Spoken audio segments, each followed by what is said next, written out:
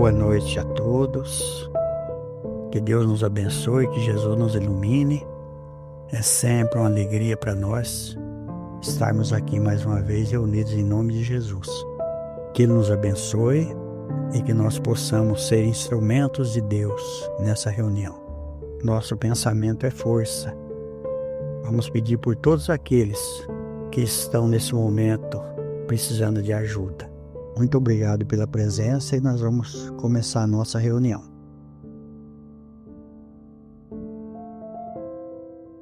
Então vamos dar início, retomar o nosso estudo do Livro dos Espíritos. O assunto de hoje, Espírito e Matéria, segunda parte. O espírito é sinônimo de inteligência?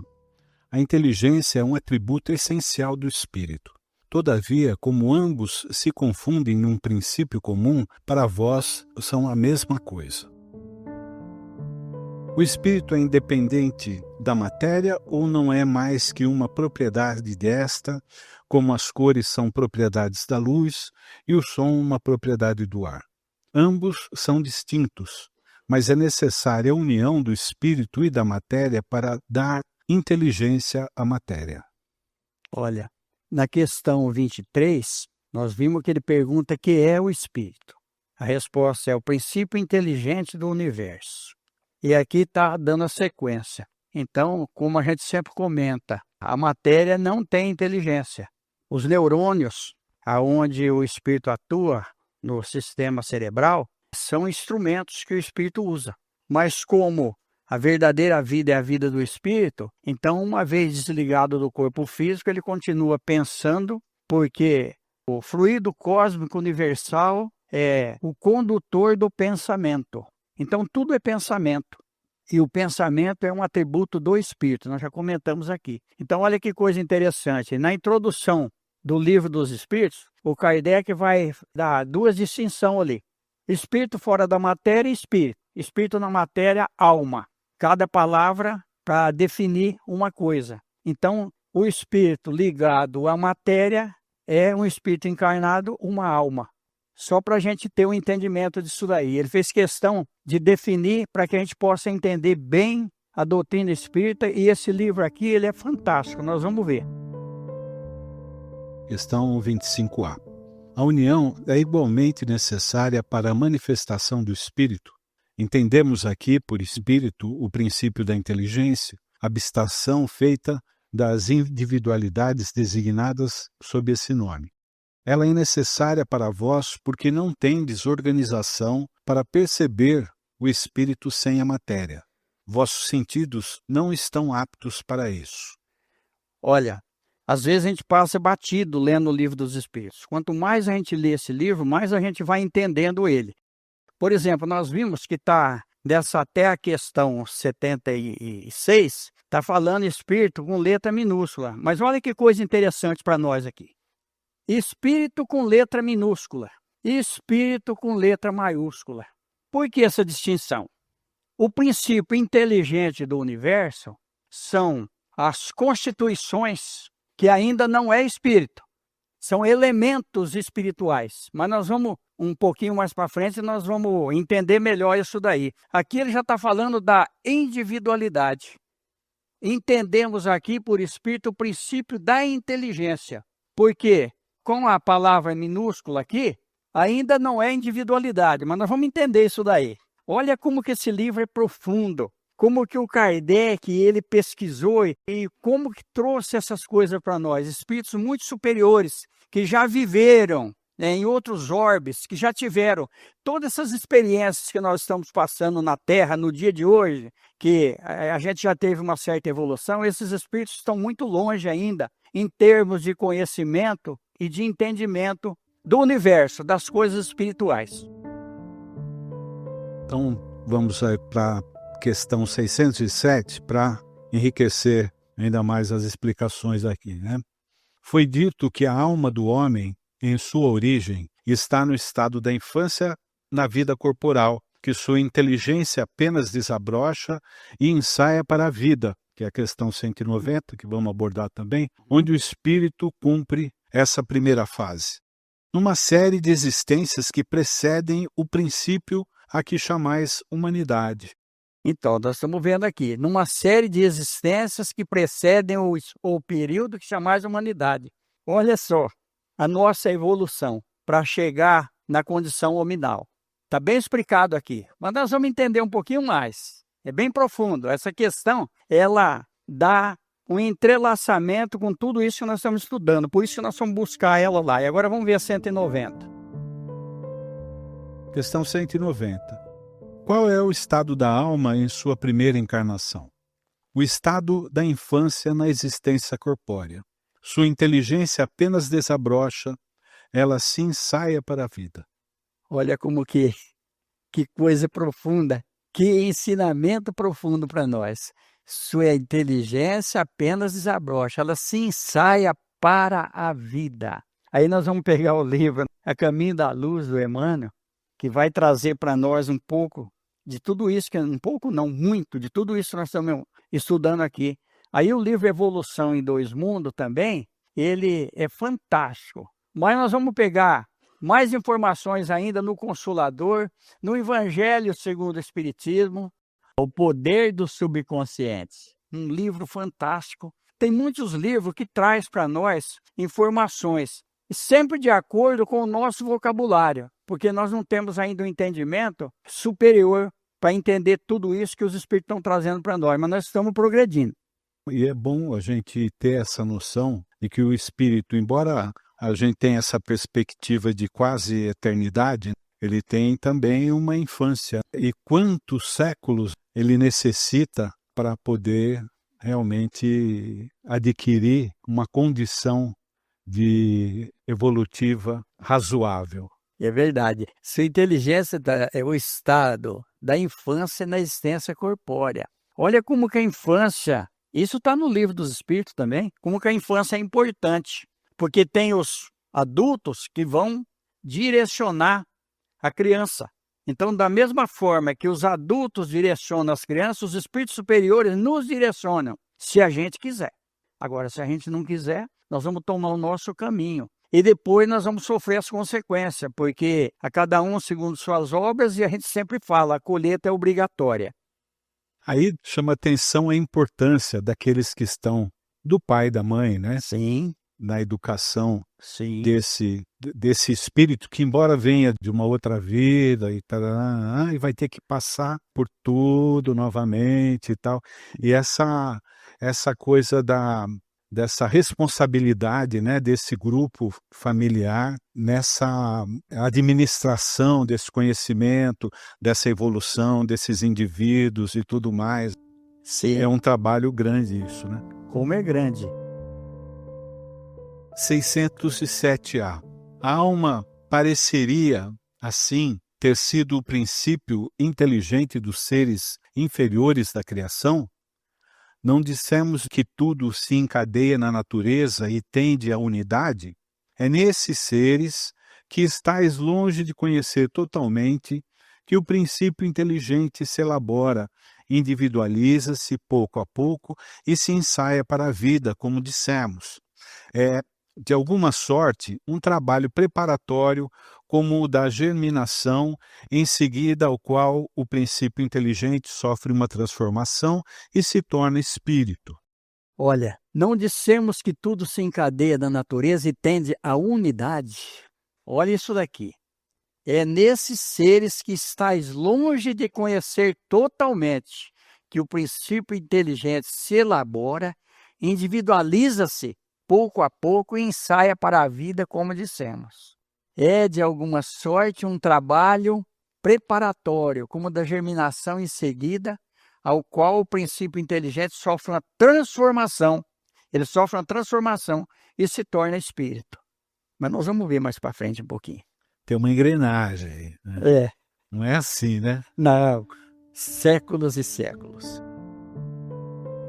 É então que começa para ele o período de humanidade e com ele a consciência de seu futuro, a distinção do bem e do mal e a responsabilidade dos seus atos. Como depois do período da infância vem o da adolescência, depois da juventude e, enfim, a idade madura.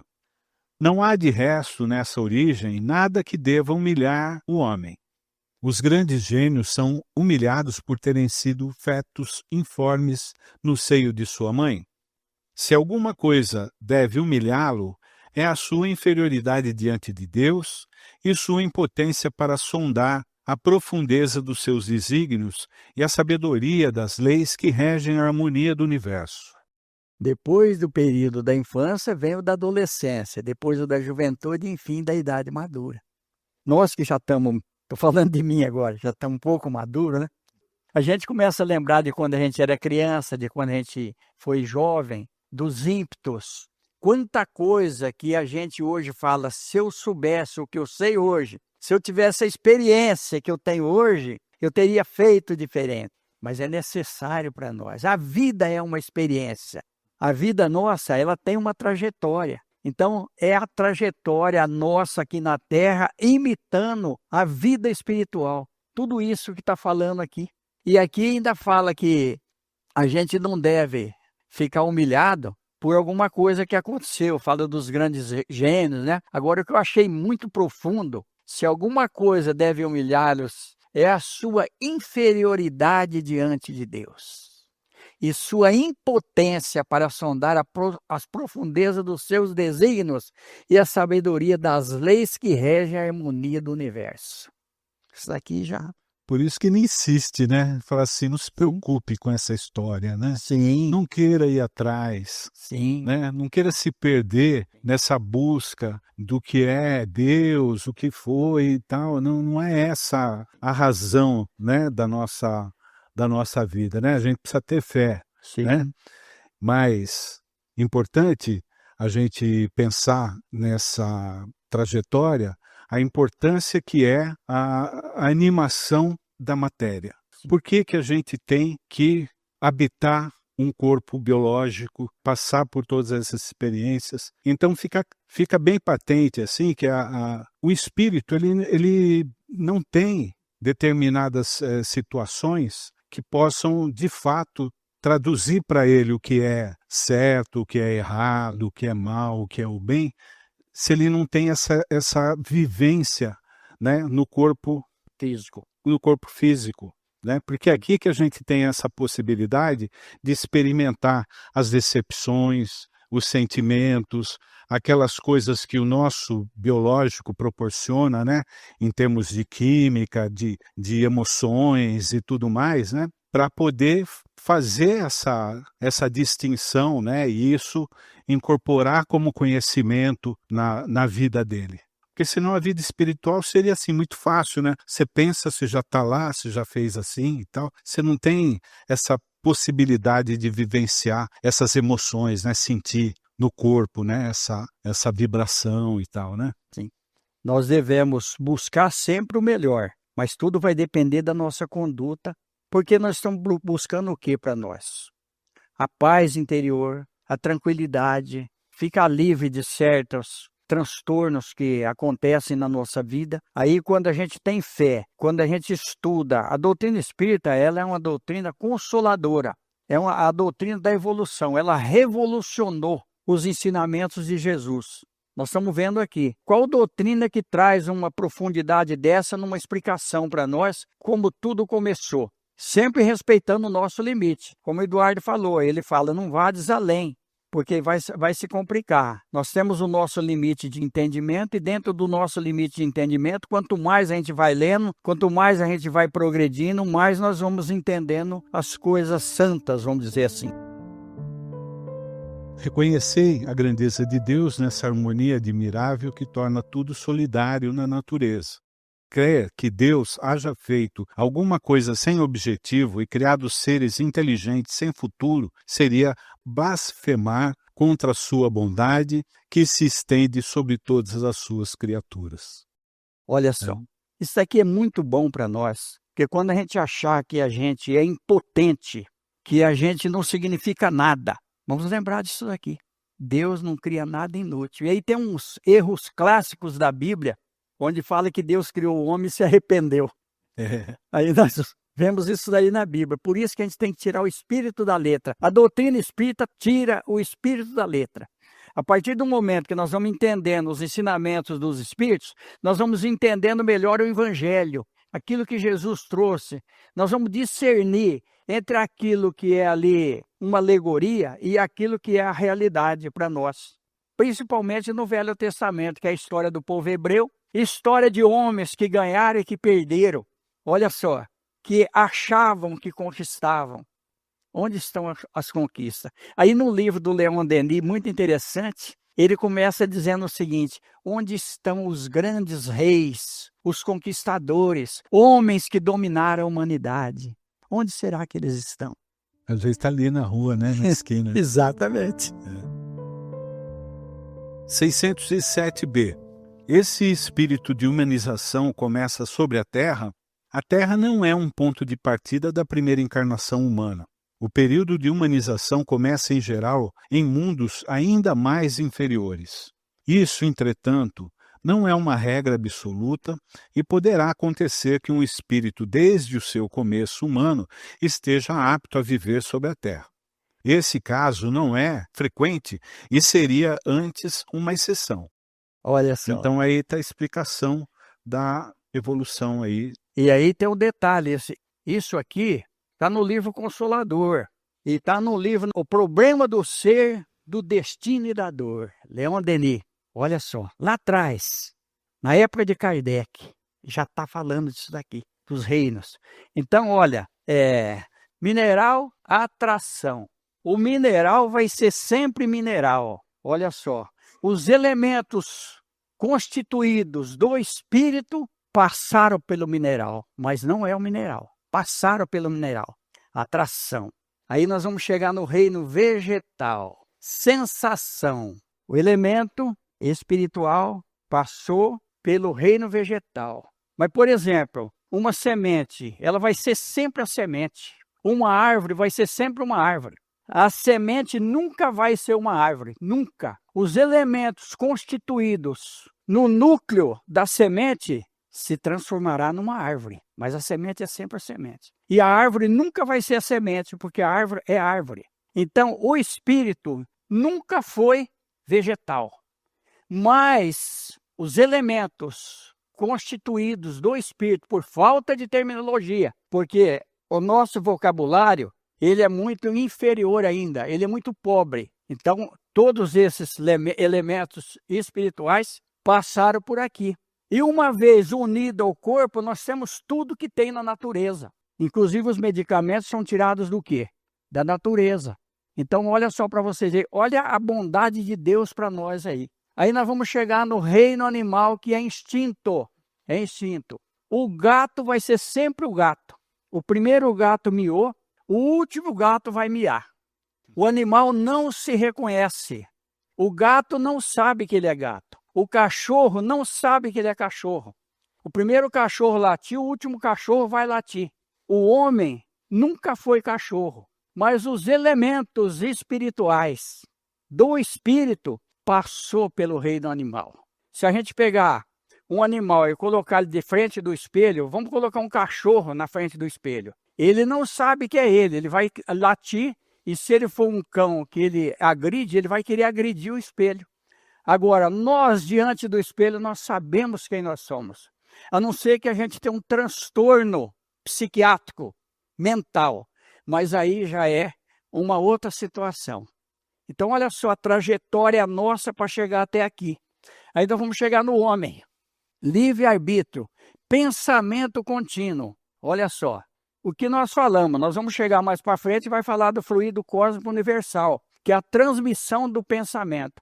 A partir do momento que nós temos os animais, nós vamos ver isso no livro Evolução em Dois Mundos, que ele fala que quem está mais perto do homem é o elefante, é o muar, é o cachorro, mas eles têm pensamentos fragmentados, que nós achamos. O nosso entendimento, por enquanto, dentro de tudo aquilo que nós conhecemos, em termos biológicos, espirituais, em termos científicos, é esse limite nosso. Nós não temos condições ainda de ir além. Agora, tem algumas coisas nos animais que são um pouco mais perceptíveis, mais avançadas do que no homem. Por exemplo, a visão. O A visão. olfato. Olfato. Então tem algumas coisas, mas nós passamos por lá. Então nós temos o limite dos sentidos no corpo físico, mas nós já sabemos discernir o que é o bem e o que é o mal.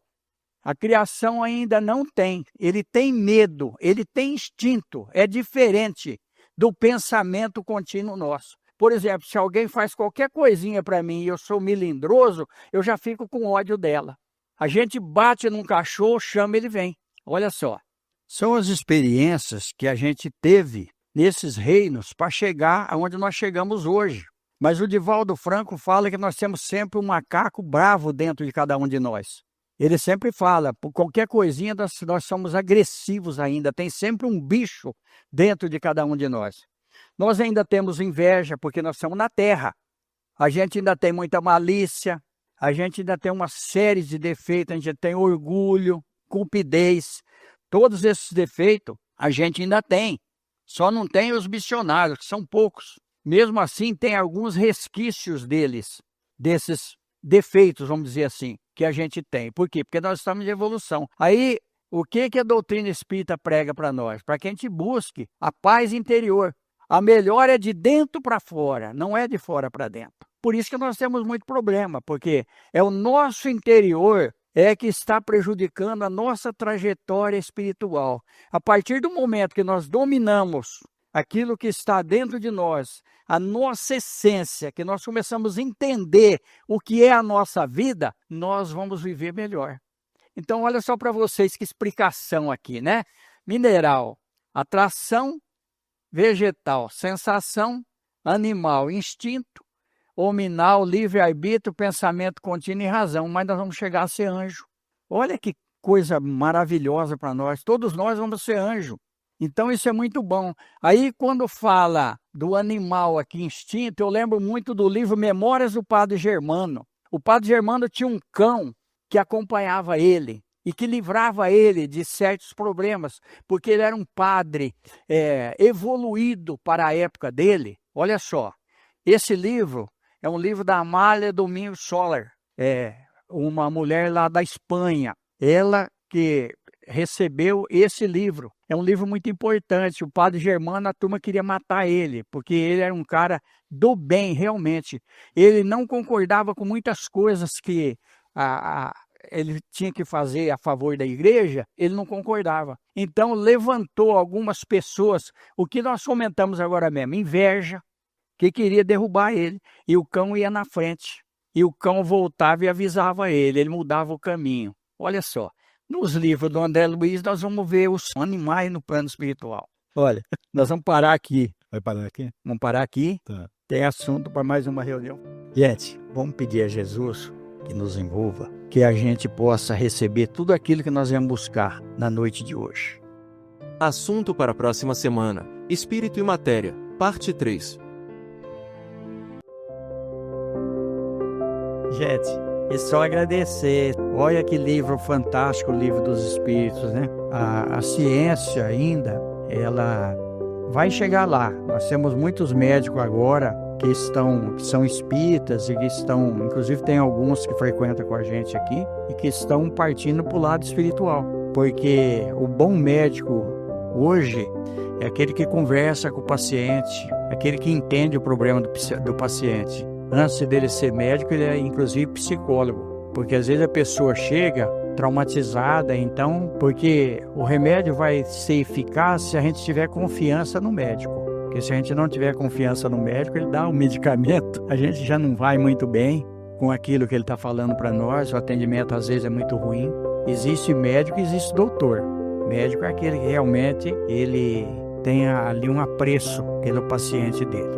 E a doutrina espírita, ela ensina para nós o quê? Que nós devemos ser cordiais, muitas vezes engolir aquilo que os espíritos falaram para o Chico Xavier, né? Para ele encher a boca d'água e ficar segurando, para não responder. Então, quando um não quer, dois não briga. A gente tem que ser tolerante, principalmente. Só a doutrina espírita para trazer para nós esses ensinamentos, né? Os livros do André Luiz, apesar de ser bastante tempo que foi editado, mas eles trazem para nós um ensinamento ali revolucionário, ainda para o futuro. E o Livro dos Espíritos, quanto mais a gente lê, mais a gente tira coisas boas dele. Nós vamos descobrindo aos poucos. E o interessante no livro dos Espíritos é fazer essas conexões, pegar outros, né? Por exemplo, tem a questão lá que o átomo de hoje será o anjo amanhã. Na 195 está dizendo o que para nós, na 195? O Espírito foi criado simples e ignorante, quer dizer, sem ciência. Ele vai aprendendo com o quê? Com essas experiências que o Emmanuel trouxe para nós aí no livro Consolador e que o Leon Denis trouxe para nós no Problema do Ser, do Destino e da Dor. Então, as nossas experiências é que vai ditar a nossa trajetória. Então, muito obrigado, que a gente possa ter um bom final de semana, que Deus nos abençoe, que Jesus nos ampare. Muito obrigado, gente. Sugestão de leitura. Obras citadas nesta palestra: A Caminho da Luz, Emmanuel Chico Xavier.